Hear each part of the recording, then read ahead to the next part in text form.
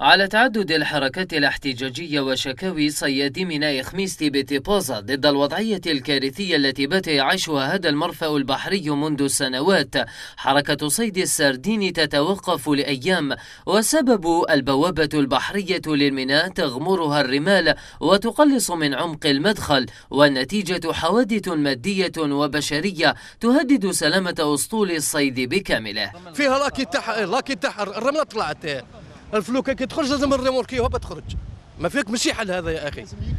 وليليس على بالك لي اشاك فوا واحد تكسر له ليليس، واحد كذا، واحد تثقب، واحد كذا، وكل شيء غالي. وكفلوكه تولي تحصل لك ليه برا ليه، هذا باطل. هذا بابور يدير زوج ملاير ونص خويا. شو البابور كيفاش داخل؟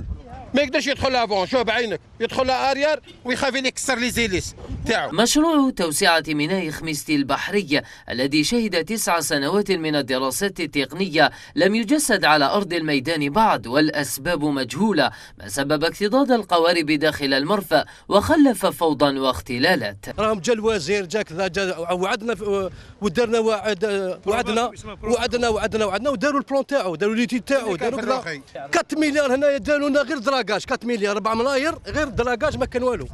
عام ما شتش عام. اون 2002 يبداو البور، اون 2004 يبداو البور، كذبوا عليهم. وعلى جوانب ميناء خميستي مصانع وشركات عمومية توقفت على النشاط منذ عشرات السنين وتحولت إلى خراب وبنايات مشوهة، لكن مطالب الصيادين باستغلالها كمخازن للشباك ومستودعات قوارب قوبلت بالرفض. هذه الكراب كان وزين تاع شونطي تاع يخدموا فيه الفلايك وكاع، ما كلها شركه بوندونات نسحقوها حنايا، وقال لي بور دايرين لهم مضارب وين يرموا شبك ويخيطوا شبك وكاع، غير حنا هاو بومبا تاع مازوت اولا.